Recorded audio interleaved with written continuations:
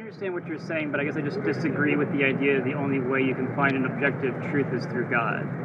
Okay, no, I'm sorry, wait a second. I agree with you. Atheists can hold on to objective truth in mathematics, science, history. For morality. For morality. My atheist friends are very good people. And when my atheist friends do good, that's good. But you see, what my atheist friends don't have is a solid basis for those objective morals. They have a relative basis, which means the morality that they've created, if they're going to be intellectually consistent, is relative.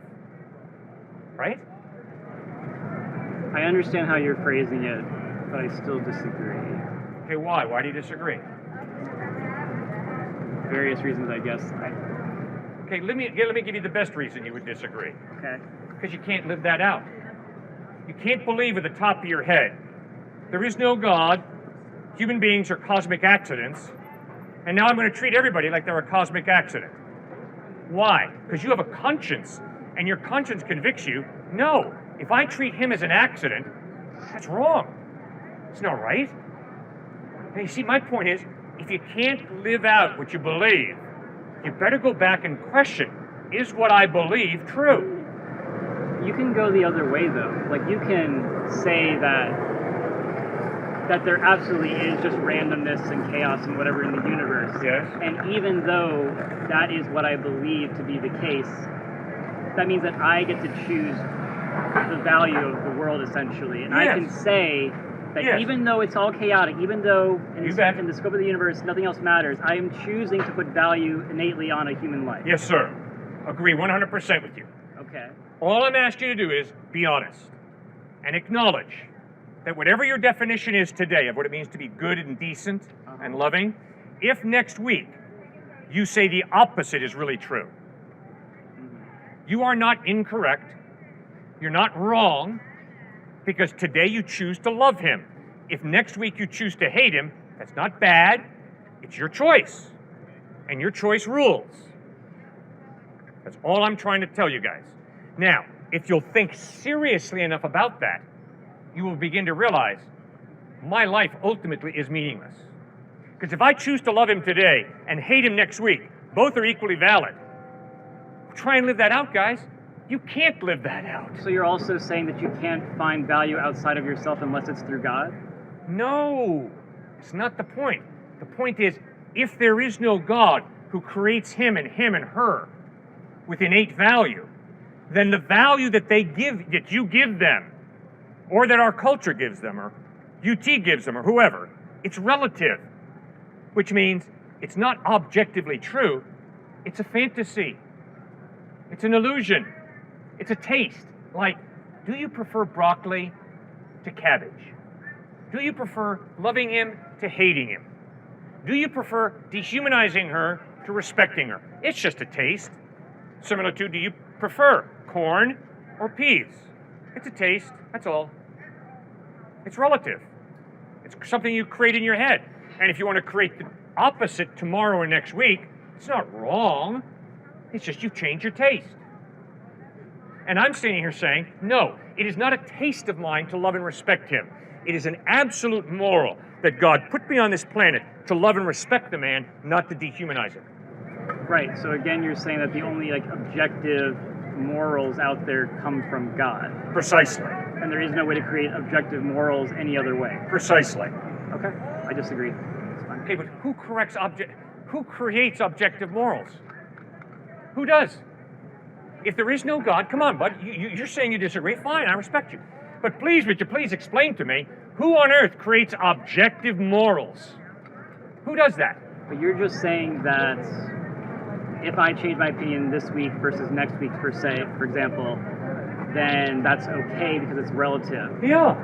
But what I'm saying is there can be, I guess what you were saying as far as culture or government or whatever outside group is coming together and for whatever reason understands that there is some fundamental thing there that can come from somewhere else. I guess, obviously there's tons and tons of examples of people who never heard of a Christian God, but would still say they had objective reasons for what they believe or whatever. Yeah, it's called a conscience. Okay, so sure, yeah. Yeah. So, And every atheist friend of mine has a conscience. Okay. And that's why my atheist friends love to say with the top of their head, morality is relative. But when it comes to living out their lives, my atheist friends contradict that relativism. Their conscience kicks into gear, and they say, oh, no.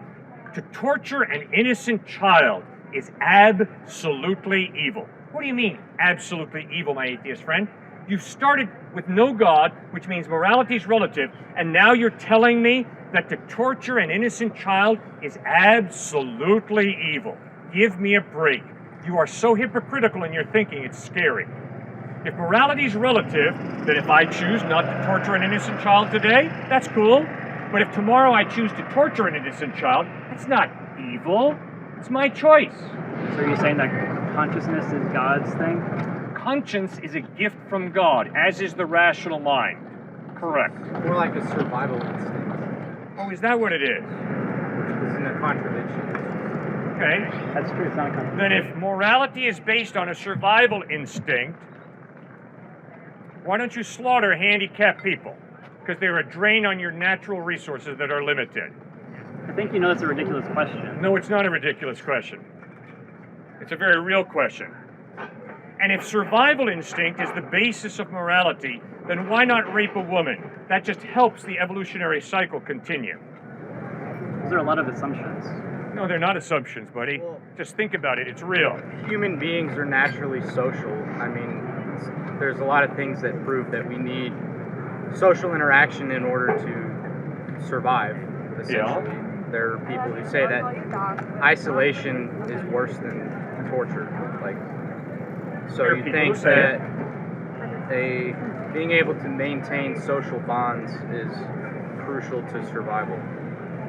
Fine. And if you break morals that destroy social bonds, then you're going to hinder your ability to survive. That's great. But guess what? My children are home and they're really hungry. Therefore, for me to steal from you makes a boatload of sense to me. Guess what? If I'm Adolf Hitler and I'm watching Germany go down the tubes economically, and I figure out a way, with the promotion of Nazism, to help Nazi Germany economically get out of the doldrums, I'm just trying to help people.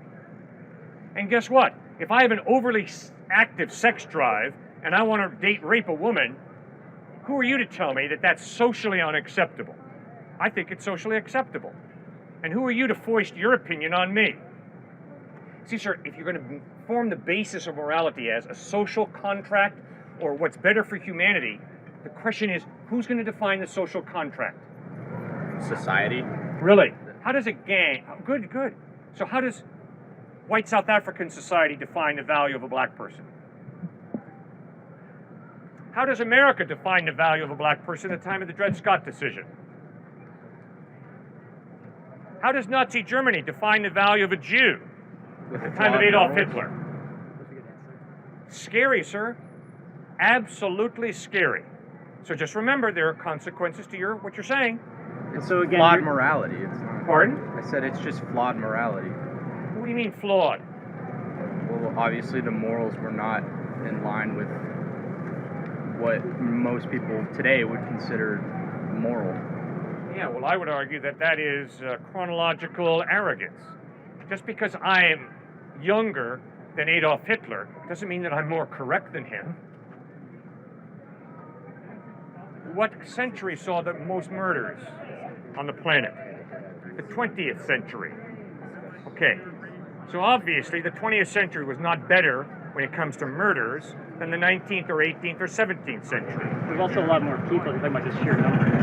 There's literally millions more people, so it would be possible to have unless everybody died before the 20th century. You can't say that the numbers themselves are a good argument. It has to be a percentage of population or something like Look that. at the percentages. But are you 20th saying century was the most bloody century in human history. But are you saying that again, murders and all that other stuff, that's only happening because people are not religious? No. Murders happen because I am a flawed human being. So are you. So are we all. We all have value because we're all created in the image of God, but we're all flawed. That's why we experience guilt. I experience guilt because I know what's good, and at times I do the opposite. But so like this conversation started because we were talking about relativism and like objective religion, God, whatnot, versus society and whatnot. Yep. So and then you ask like, okay, but if you're going to be relative, then it's fine if I say like next week I want to murder somebody. Yeah.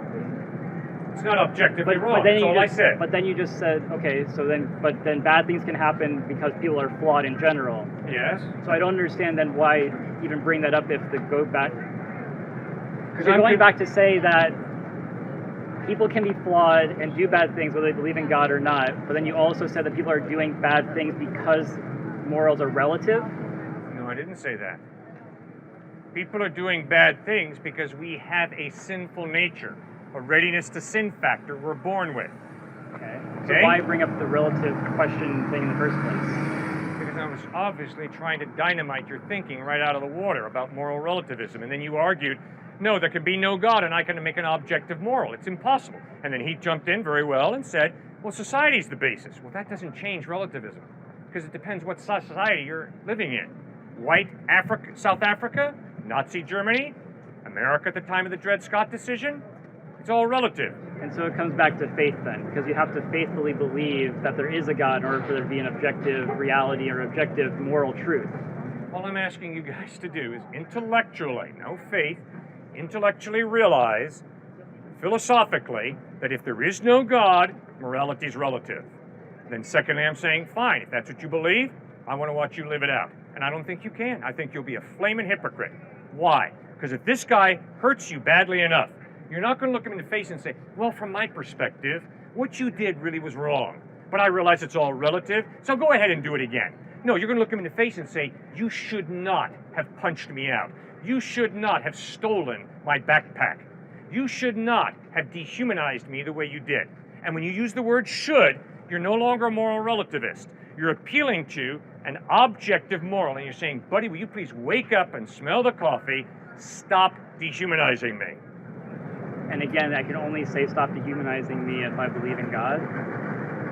Obviously not. Come on now. No, because listen again, more carefully, sir. You can say whatever you want to say. But what you have to realize is, if you believe that morality is relative, then when you tell me I should not dehumanize him, that's just relative.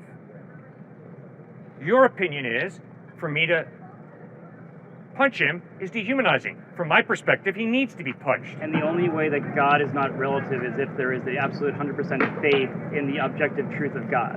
Nope, not it. Okay. I got to go back to junior high and take a course in communication. Sir, this is so simple. Come on, you got to get it. If in reality there is no God, then we create right and wrong. White South Africans create right and wrong. Nazi Germans create right and wrong. The University of Texas creates right and wrong. You create right and wrong. He creates right and wrong. I create it, which means it's all relative. It's not objectively true. The only way there can be a moral absolute, objective morality, is if there is some mind prior to the human mind that creates him with value. If he has value, then if I mock him, if I dehumanize him, if I steal his wallet, that is objectively evil because I am attacking his value as a human being created in the image of God. His value has been given him by God. Regardless of what I believe, I'm just laying out the two options for you. Regardless of what you believe. And I'm just asking you to be intellectually consistent. That's all I'm saying. Be consistent. So is this even, like, helpful then? Like, you bet it is. So, I mean, like, if you're gonna imagine, like, again, society or whatnot is deciding to create their laws or beliefs or culture and what is right and what is wrong. Right. Like right now, like I'm not going to attack anybody here for multiple reasons, one of them being the law itself. Sure. And again, just my own personal moral, not wanting to attack people. I applaud you. Great. So, is that, like, if you have a human being who has, you know, a moral compass of some kind and they live their lives and they do all of that, then does it really matter if it's objective or relative? Like if you're not a thinking person, it doesn't matter. It just is. But if you're a thinking person, you got to move from is to ought. And you got to ask yourself, if I abuse a woman, is that relatively wrong because I'm part of the intellectual elite at UT, which means it's just relatively wrong based on whatever the intellectual elite at UT define, or is my abusing a woman absolutely, objectively wrong because that woman is created in the image of God, and when I attack and dehumanize that woman, that is attacking a woman with innate value, not value that's been given her by the intellectual elite or by the church or whatever. Value given her by God. I guess what I'm saying is, imagine an example where two people live exactly the same lives Yes. in every conceivable way possible, except that one believes in God and one does not. But from an outside point of view, you cannot tell which is which. So either way, Yeah. either way though, Yeah. you cannot say they both live the same exact life. They both behaved morally, they both respected people, they both did everything exactly the same. But at their deathbed, one believed in God and one did not. Yeah. If they both lived exactly the same life, does it really matter if it's relative or objective? Okay. The whole reason I'm working on you with this argument is because I think that your conscience is a clear piece of evidence that there is some type of God. Has nothing to do with Jesus, but there's some type of mind prior to the human mind that creates and defines right and wrong. In other words, I'm jamming on every atheist friend of mine. Come on, guys. If you believe something that morality is relative, but you find in your marriage, in your family, in your business, in your neighborhood, that you can't live it out, don't you think you better go back and question whether my moral relativism is true or not?